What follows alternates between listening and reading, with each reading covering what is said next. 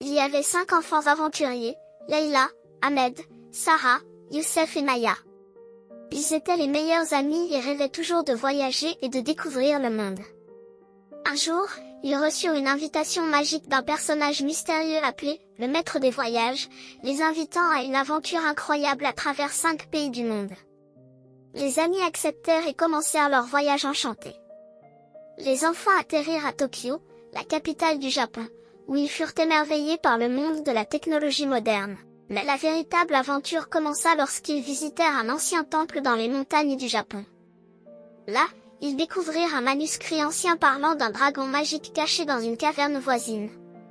Leur curiosité les poussa à explorer la caverne, où ils trouvèrent le dragon. Mais ce dragon n'était pas méchant, il avait besoin d'aide pour ramener un trésor volé à sa place dans le temple. Les enfants collaborèrent avec le dragon dans cette mission périlleuse et réussirent à ramener le trésor au temple. Le dragon les remercia et leur offrit un talisman spécial pour les protéger lors de leur prochaine aventure. Les enfants arrivèrent ensuite à Paris, la ville des Lumières et de l'Art. En se promenant dans les belles rues de Paris, ils reçurent une invitation à assister à un spectacle magique à l'opéra. Mais ils découvrirent qu'un des tableaux célèbres du Louvre avait été remplacé par une copie. Les enfants décidèrent de chercher le voleur.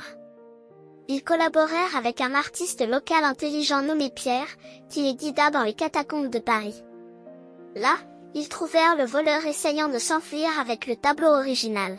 Grâce à l'intelligence de Sarah et à sa stratégie, ils récupérèrent le tableau et le ramenèrent au musée, où tout le monde les accueillit avec des applaudissements et des remerciements.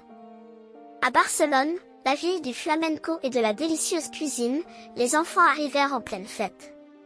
Pendant la célébration, ils rencontrèrent un vieux guitariste nommé Don Carlos, qui cherchait une mélodie magique perdue. Il leur expliqua que cette mélodie pouvait ramener la joie dans le cœur de la ville. Les enfants acceptèrent de l'aider et partirent à la recherche de la mélodie perdue. Ils visitèrent des lieux historiques et écoutèrent des mélodies traditionnelles de flamenco jusqu'à ce qu'ils découvrent la mélodie magique dans une grotte au bord de la mer. Ils jouèrent la mélodie avec Don Carlos et virent la ville reprendre vie, avec la musique de la joie se répandant partout. Après leur aventure en Espagne, les enfants se retrouvèrent en Chine, dans un vieux quartier de Pékin, où ils entendirent parler d'une statue de dragon doré perdu, censée apporter chance et prospérité. Leur quête les conduisit à la Grande Muraille de Chine, où ils découvrirent une ancienne énigme cachée parmi les pierres.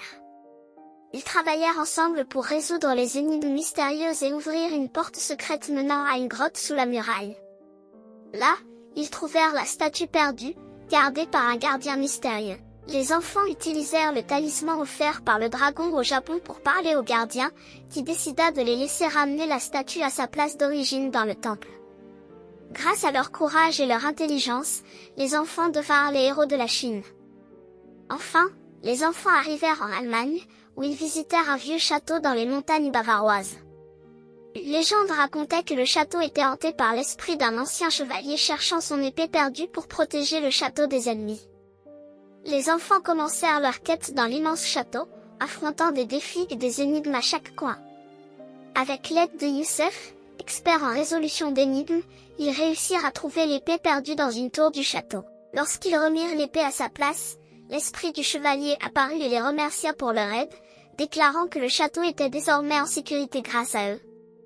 Après avoir terminé leur aventure en Allemagne, les enfants retournèrent dans leur pays, chargés de merveilleux souvenirs et de souvenirs de chaque pays visité. Ils avaient beaucoup appris sur les différentes cultures et acquis de nouvelles compétences au cours de leur voyage. Plus important encore, leur amitié était devenue plus forte que jamais, et ils parlaient toujours de leur incroyable aventure tout en planifiant de nouvelles aventures pour l'avenir.